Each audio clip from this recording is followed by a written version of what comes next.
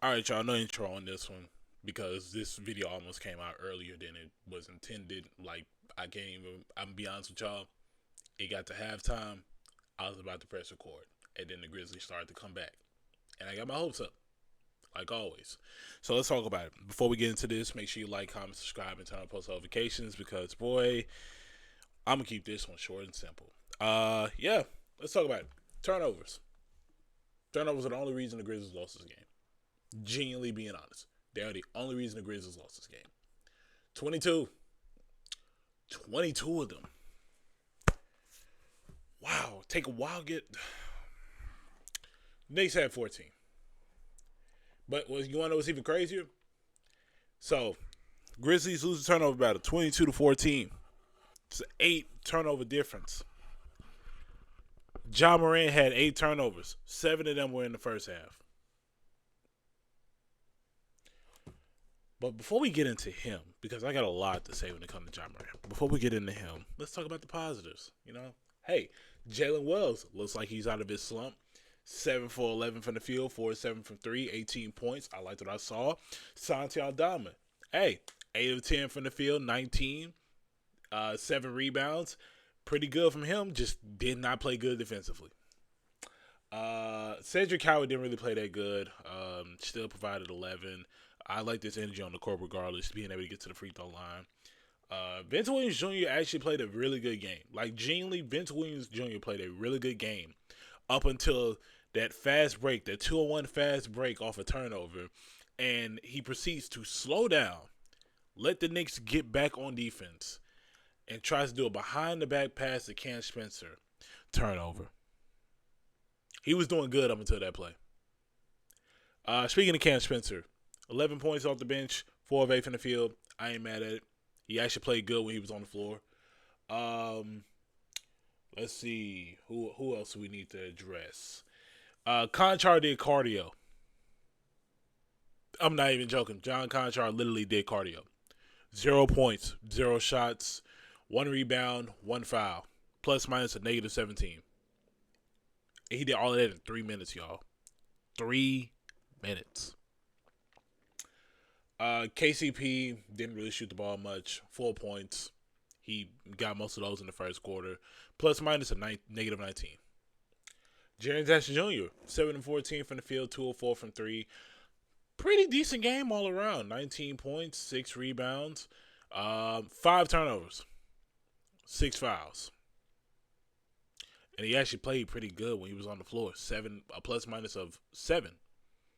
And I said in the last video, if the Grizzlies want to win this game, Jaren needs to stay out of foul trouble. He had 3 fouls in the first half. He ended up with 3 in the second half. You do the math.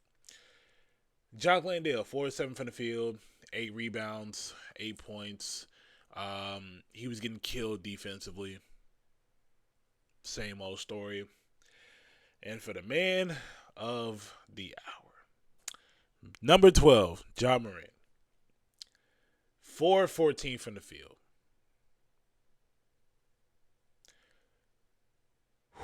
It is taking me. It's taking a lot for me to really come up with words for this one.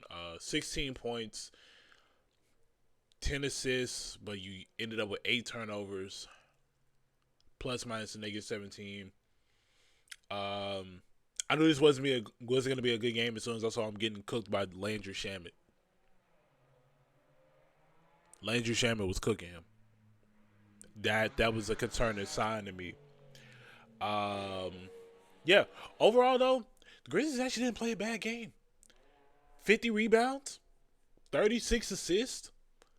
They actually, if you did not watch this game, you're looking at this like the Grizzlies didn't play a bad game. They shot 14 to 38 from the field.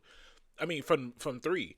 Granted, the Knicks made 22 out of 55, which is rough, as a Grizzlies fan. But the Grizzlies didn't play a bad game. It's just those turnovers. Those turnovers were the literal deciding factor. It's actually crazy when you look at it. And if you think I'm playing, I'm going to pull it up right here.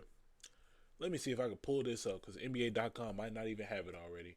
Because I'm literally recording this right as the game just ended. Grizzlies lost 133 to 120.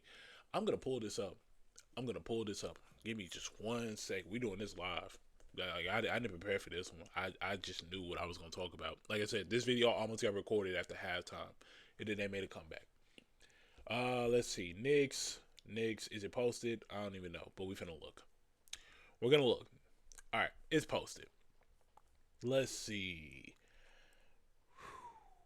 Oh, my bad. The Knicks technically had 15 turnovers if you include the late game shot clock violation. Um,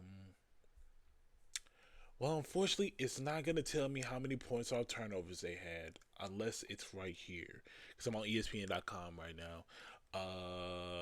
Let's see. By the way, the Knicks' largest lead was 28 points. Fast break points, very even after a certain point. Points conceded off turnovers. The Grizzlies turned the ball over 22 times, 33 points off turnovers. You take away half of that, the Grizzlies win this game. This is insane. This is actually an insane product that I had to watch. I words can't describe what I watched, but I hope I never see it again. That was the sloppiest game I've ever seen in a long time. And it seems like every game they top it. Every game the Grizzlies top it. I thought the second half against OKC was bad. This first half was even worse. It never changes. And right now I'm very concerned about this team. Like full strength or not, this is concerning. 4-8. 4-8. Because we can't hold on to the ball and make the right passes. I'm seeing guys 10 feet away from each other can't even make a simple pass. And this is the team I'm expected to make noise in the playoffs. I'm not moved. It feels like once again that first half these guys were just checked out. That's how I felt watching this game. So that's all I'm saying on that. I ain't really got nothing to say. As far as health wise, Brandon Clark, we got an update on him finally. I'm be honest, I don't know if it's necessarily on par with his recovery or not, but basically, it's right here from the Grizzlies PR tweet. Memphis Grizzlies forward Brandon Clark is progressing well in his rehab from an arthroscopic procedure to address right knee synovitis. He is cleared to begin ramping up basketball activities. Is an expected return in 6 to 9 weeks. So if you don't know what that means, you won't be seeing BC until 2026. That's basically that. I really got nothing to say about this. I gotta be honest. I've been kind of checked out on Brandon Clark. I've been said I'm surprised he's still on the team. If I'm being real, I think it just comes down to the fact that I think he will get traded sometime soon. Even if you can get some money out of him, if not, I just don't see Brandon Clark in the future. Hopefully he proves me wrong, but I genuinely don't see Brandon Clark in the future of this team. That's all I'm really saying on that. We don't have no update on Zach Edey, but he says he's progressing very well in his rehab and he'll return soon. That's what I saw from a tweet from somebody in the media. Is it time to give up on the system? We'll keep this real short and simple. We need to give up. I think we need to find. I think Islo just needs to have the game where you let these guys rock out and just go from there, and just let them play their game. I think we just need to let them play their game and see if it works out. Because right now, man, I got nothing. Like, I don't even know if it's the system. I don't know if it's the players, if it's the development. But I can tell when the coach has lost the team, Islo has lost his team, and it's showing. Like I said it on Twitter. Short rotations are not. Genuinely, short rotations are not. It gets to a point where you kind of have to be like, you know what? It just ain't it. Like, you can play in the rotation all you want, but when your point guard has 7 turnovers in the first half, that's not good. That's not going to lead to a win. Yeah, and then when your center is getting cooked in the first half by Karl Anthony Towns and Jalen Brunson, that's not a good sign either. Once again, Ja not being aggressive. Every time I saw him, it felt like every time he drove to the paint, he scored the ball. That's generally what it felt like, and I don't understand why he doesn't drive more. I get it, he doesn't want to get hurt, but man, you got to stop acting soft. I'm looking at his shot chart right now. He made 2 corner threes on each corner. Well, he made a corner 3 on each corner. Ja Morant hit the paint a total of 1, 2, 3, 4, 5. And he made 2. One was at the low block, and one was basically inside the arc. Other than that, 4 missed threes at around the top of the arc. You missed 2 shots near the free throw line. You missed one under the basket, and then you missed 2 up close. But hey, the shot's gonna fall, guys. That's what we've been hearing. The shot's gonna fall. It's gonna fall, guys. He's getting the shot that he wants. He's gonna hit it eventually. That's what I've been hearing. We're 4-8, and my point guard ain't shooting good. My point guard is not shooting good.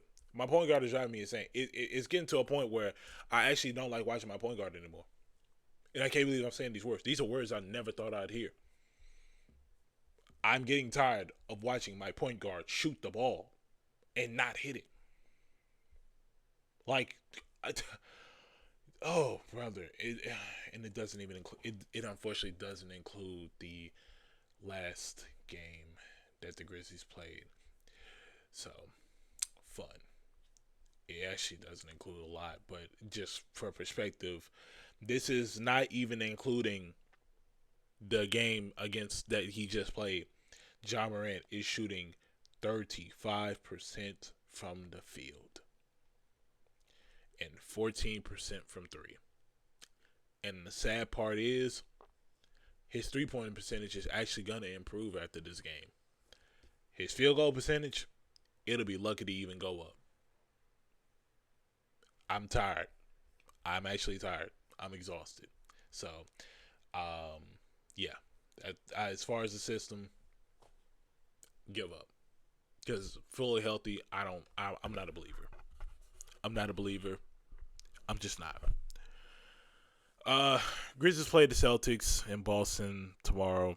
Well, tonight, because that's when this video come out. Same thing. Just play your game, but don't turn the ball over. Literally, if the Grizzlies get it to under 14 turnovers, they have a better chance of winning this game. But that was rough to watch. That was rough. I got nothing. Hopefully we get a different result against Boston. I don't know. Boston's a tough place to play in. Once they get going, it's kind of hard to slow them down. But, yeah. That's all it is for this edition. Like, comment, subscribe, turn on post notifications. Yeah, I got nothing. So, I'll see y'all in tomorrow's video.